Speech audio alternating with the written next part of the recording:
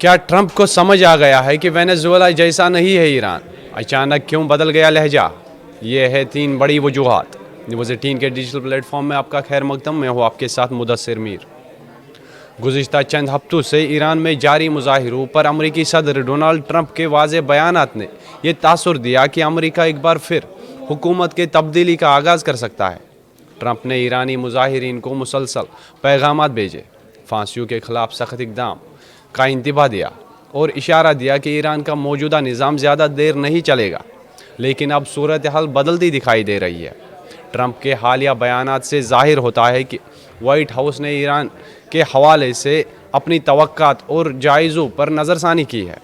امریکی صدر کو شاید اب احساس ہو گیا ہے کہ ایران میں حکومت کی تبدیلی وینزویلا کی طرح آسان نہیں ہے۔ کیا ایران کو لے کر ٹرمپ کا موقف بدل گیا ہے؟ سب سے بڑا اشارہ بدھ کو ایک انٹرویو میں سامنے آیا، جہاں ٹرمپ نے عوامی طور پر ایران کے آخری شاہ کے بیٹے رضا پہلوی کے بارے میں شکوک و شبہات کا اظہار کیا۔ انہوں نے کہا کہ پہلوی ایک اچھے آدمی کی طرح لگتے ہیں، لیکن وہ نہیں جانتے کہ ایران میں ان کا کوئی حقیقی اثر و رسوخ ہے یا نہیں۔ یہ کوئی چھوٹا بیان نہیں ہے، یہ واضح طور پر اشارہ کرتا ہے کہ امریکہ اب تسلیم کرتا ہے کہ ایران کا مسئلہ صرف چہرے بدلنے سے حل نہیں ہوگا۔ ٹرمپ نے انتہائی اہم ذرائع سے معلومات حاصل کرنے کا دعویٰ کیا کہ ایران نے مظاہرین کو پھانسی دینے کے منصوبے کو روک دیا ہے۔ اس نے یہاں تک کہا کہ کوئی پھانسی نہیں ہوگی۔ دلچسپ بات یہ ہے کہ ایران کے وزیر خارجہ عباس اراغچی نے اس دعوے کی تصدیق کرتے ہوئے کہا کہ اس وقت پھانسی کا سوال ہی نہیں ہے۔ تاہم انسانی حقوق کی تنظیموں کی رپورٹیں ایک مختلف تصور پیش کرتی ہے۔ ان کے مطابق ہزاروں لوگ مارے جا چکے ہیں، 10,000 سے زیادہ گرفتار ہو چکے ہیں، اور انٹرنیٹ بلیک آؤٹ سے حقیقی صورتحال پر پردہ ڈالا جا رہا ہے۔ اس کا مطلب یہ ہے کہ پھانسیوں پر پابندی کا مطلب جبر کا خاتمہ نہیں ہے، لیکن یہ یقینی طور پر ٹرمپ کے لیے سیاسی اخراج کا راستہ فراہم کرتا ہے، جس سے وہ اپنا موقف نرم کر سکتے ہیں۔ ٹرمپ کیوں پیچھے ہٹے دکھائی دے رہے ہیں؟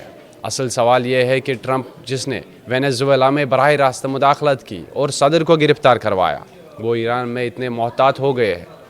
اس کا جواب 3 بڑی وجوہات میں چھپا ہوا ہے۔ صرف خامنائی ہی ایران نہیں ہے۔ نکولس مادورو یقینی طور پر وینزویلا میں طاقت کا مرکز تھے، لیکن پورا نظام ان پر منحصر نہیں تھا۔ فوج، بیوروکریسی اور سیاسی ڈھانچے کے اندر گہری تقسیم تھی، جس کا امریکہ نے فائدہ اٹھایا۔ تاہم ایران میں صورتحال بالکل مختلف ہے۔ یہاں آیت اللہ علی خامنائی محض طاقت کا چہرہ نہیں، پورے ڈھانچے کا نہیں۔ ایران کا حقیقی طاقت کا ڈھانچہ پاسدار انقلاب اسلامی، اس کی اقتصادی شاخوں، مذہبی اداروں اور سیکیورٹی نیٹ ورک کے درمیان تقسیم ہے۔ ایران انٹرنیشنل کے ایگزیکٹو ایڈیٹر مہدی پرپانچی کے مطابق ایران میں اقتدار کوئی واحد کرسی نہیں ہے جس کے ہٹانے سے سب کچھ تباہ ہو جائے گا۔ خامنائی کے بعد بھی نظام خود کو دوبارہ بنانے کی صلاحیت رکھتا ہے۔ یہاں حکومت، فوج اور نظریہ ایک دوسرے سے الگ نہیں، بلکہ ایک دوسرے سے جڑے ہوئے ہیں۔ یہی وجہ ہے کہ ایران میں کسی ایک رہنما کی برطرفی اسلامی جمہوریہ کے خاتمے کا باعث نہیں بنتی۔ دوسری وجہ، ایران کا فضائی دفاع اور فوجی انفراسٹرکچر۔ اگرچہ وینزویلا کا فضائی دفاعی نظام کاغذ پر مضبوط دکھائی دیتا ہے، لیکن زمینی حقیقت مختلف تھی۔ بدعنوانی، دیکھ بھال کی کمی اور محدود تربیت نے دفاعی نظام کو تیزی سے تباہ کر دیا۔ ایران نے روس سے طویل فاصلے تک مار کرنے والے فضائی دفاعی نظام حاصل کیا ہے، S-400 جیسا، کہ جس کی رینج 400 کلومیٹر تک ہے۔ یہ سسٹم نہ صرف لڑاکا طیاروں بلکہ کروز میزائلوں اور ایک حد تک بیلسٹک میزائلوں کو بھی ٹریک کرنے اور روکنے کی صلاحیت رکھتے ہیں۔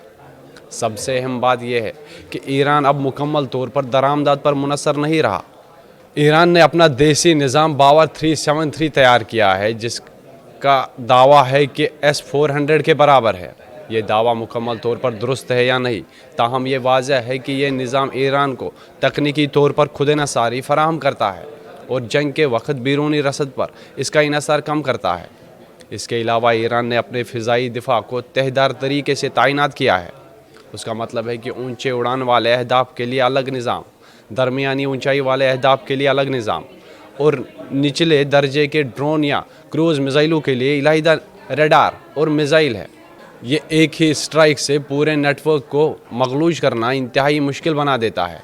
साउथ चाइना मॉर्निंग पोस्ट की एक रिपोर्ट के मुताबिक ये हाइब्रिड और मल्टी लेयर नेटवर्क अमरीकी हिकमत अमलियों के लिए एक बड़ी परेशानी है।